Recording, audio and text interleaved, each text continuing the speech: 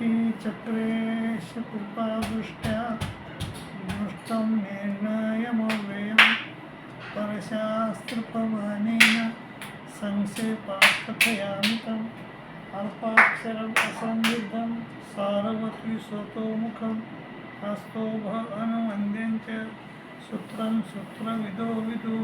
सर्वज्ञ श्री चक्रधर स्वामी की जय। मायबाबा, जीव, देवता, प्रपंच, परमेश्वर हे चार नित्य पदार्थ आहेत. अनादीचा जीव हा तमात असतो आणि तिथं तो जडमूळ स्थितीत असतो. अनादीच्या देवता आपापल्या स्वरूपी असतात आणि त्या आपापल्या स्वरूपी पंचप्रकारांनी युक्त असतात. अनादीचा प्रपंच भैरव स्वरूपी असतो आणि तो तिथं निधिरूपानं असतो.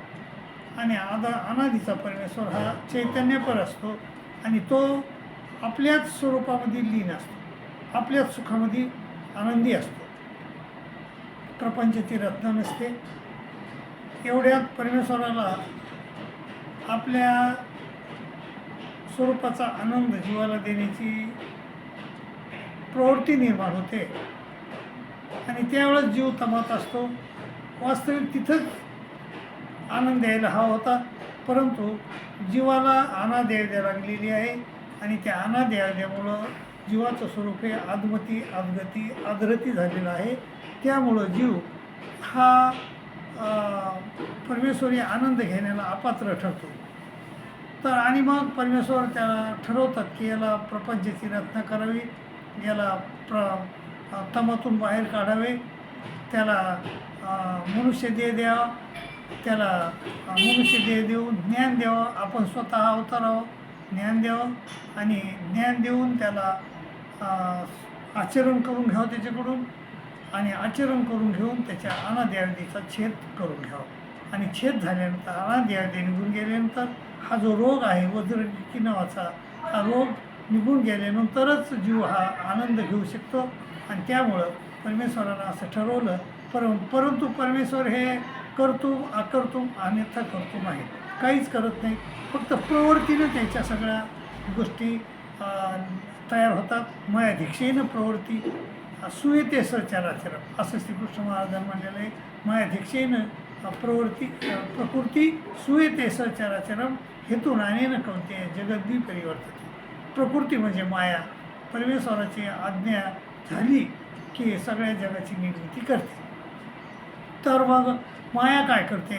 माया जीवाला, माया परमेश्वराची प्रवृत्ती जाणते आणि जीवाला तमातून बाहेर काढते वेळेस आपल्या स्वरूपीचे हजारो अंश विभागून प्रत्येक जीवाला एक चिटकीते, त्याला संलग्न असे म्हणतात. तर जीवाजवळ प्रथम काय काय होतं सांगतो तुम्हाला.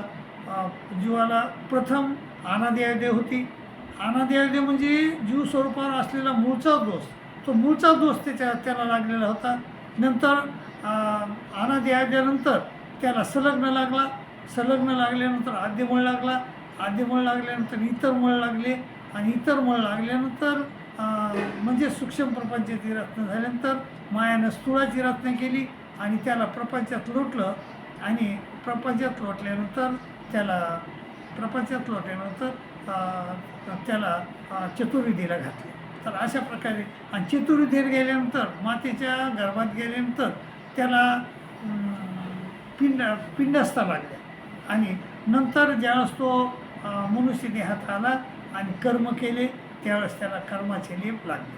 तर हा अनाद्यावधी ही जीव स्वरूपावर लागलेली. जीव स्वरूपात कशी मिसळलेली ती मशीन आहे. म्हणजे जसं आपण एखाद्या कपड्याला रंग देतो त्याप्रमाणे ती मिसळलेली आहे. आणि संलग्न कसं आहे? दोन वाती, म्हणजे दोन वाती जशा एखादी लावल्या आपण आणि सारख्याच प्रकाश देतात तशा त्याप्रमाणे वातीप्रमाणे आहे तो संलग्न आणि जीव एकाला भिडलेले आहे. आणि आद्यमळ कसा आहे? आद्यमळ हा जीव स्वरूपावर लागलेला आहे. पण आद्यमळ हा काही नसून आद्यमळ हा केवळ जीवाचा संलग्नाचा संपूच आहे. आणि आद्यमळानंतर मग इतर मळ लागले, ते पण जीव स्वरूपावर आहेत. आणि नंतर मग मायानं जीवाला हायतातून प्रपंचात लोटून दिलं. नंतर मग आपण जेव्हा आईच्या गर्भात आलो त्यावेळेस आपल्याला पिंडस्था लागल्या. पिंडस्था ह्या शरीरावर लागतात, मांसाधार राहतात, त्या मेदमांसाधार राहतात आणि कर्मलेप मात्र ज्यावेळेस आपण मनुष्य देहात येतो त्यावेळेस आपण कर्म करतो आणि कर्म केल्यामुळं आपल्याला ते कर्माचे लेप लागतात. पण कर्माचे लेप हे अनादी आद्यावर लागतात, हे लक्षात ठेवलं पाहिजे आपण. तर अशा प्रकारे जीवावर अनेक प्रकारचे लेप लागलेले आहेत. तर प्रथम ज्यावेळेस जीव तमातून बाहेर निघाला त्यावेळेस त्याच्याजवळ कर्मलेप नव्हते, कारण प्रथमच निघालेला आहे तो जीव तमातून बाहेर, कर्मलेप नव्हते. नंतर मायानं जीवाला म्हणजे आद्यमळ लावला. आद्यमळ लावल्यानंतर मग तमातून प्रपंच हरितात लोटलं. हरितात आल्यानंतर प्रपंच तयार केला मायानं, स्वकार विश्वमूर्ती तयार केली आणि नंतर प्रपंच तयार झाल्यानंतर जीवाला तिनं हरितातून प्रपंचात लोटलं आणि प्रपंचात लोटल्यानंतर ते जो कोणताही कर्मलेप नव्हते. प्रथम ज्यावेळेस तो सृष्टीत आला त्यावेळेस त्याजवळ कर्मलेप नव्हते. म्हणून कोण्या कर्मात घालावं, म्हणजे चतुर्विधीला कसं घालावं, त्याला स्वर्गात घालावं का नरकात घालावं का मोक्षात घालावं का मानवदेहात द्यावं, हे काही म्हणजे हे असं काही देता येणं गेलं. त्यामुळं परमेश्वरानं 3 मूळ सृष्ट्याची रचना केली. 3 मूळ सृष्ट्या. पहिल्या मूळ सृष्टीत जीवाला मनुष्य देह दिले, सगळ्या जीवाला मनुष्य देह दिले. मनुष्य देह देऊन त्याला ज्ञान दिलं आणि ज्ञान दिल्यानंतर पण ते ज्ञान जीवानं गमवलं आणि आगंतुक कर्म केले. मग परमेश्वराला त्याची खंत आली. परमेश्वरानं त्या सृष्टीचा संहार केला. पुन्हा जीव तमात गेला. पुन्हा परमेश्वराला दया आली. पुन्हा परमेश्वरानं त्याला तमातून बाहेर काढलं पहिल्याच प्रमाणे आणि पुन्हा सृष्टीत आणलं आणि दुसरी सृष्टी तयार केली. आणि त्या सृष्टीत देखील मनुष्य 12-12 वर्षाचे मनुष्य देह दिले, ज्ञान दिलं आणि ज्ञान देऊन देखील जीवानं पुन्हा गमवलं आणि पुन्हा खंती आली परमेश्वराला आणि पुन्हा मग परमेश्वरानं सृष्टीचा संहार केला आणि पुन्हा जीव तमात गेला. पुन्हा मग काही दिवस झाल्यानंतर परमेश्वराला पुन्हा कणव आली. पुन्हा परमेश्वरानं जीवाला तमातून बाहेर काढलं आणि पहिल्याप्रमाणे सगळं आणि तिसऱ्या सृष्टीची रचना, मूळ सृष्टीची रचना केली.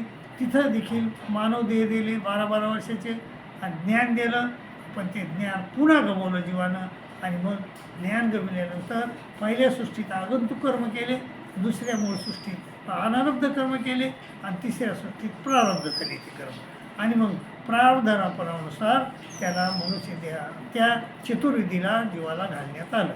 ज्यानं जसं कर्म केलं असं स्वर्गाला घातलं, नरकाला घातलं, मोक्षाला घातलं किंवा मग मानव देहात आणलं. याप्रमाणे मायबाबा ही चौथी सृष्टी तयार केली आणि त्या चौथ्या सृष्टीला प्रवाही सृष्टी असे म्हणतात. आपण प्रवाही सृष्टीमध्ये आहोत. अशा कितीतरी प्रवाही सृष्ट्या झाल्या आणि गेल्या.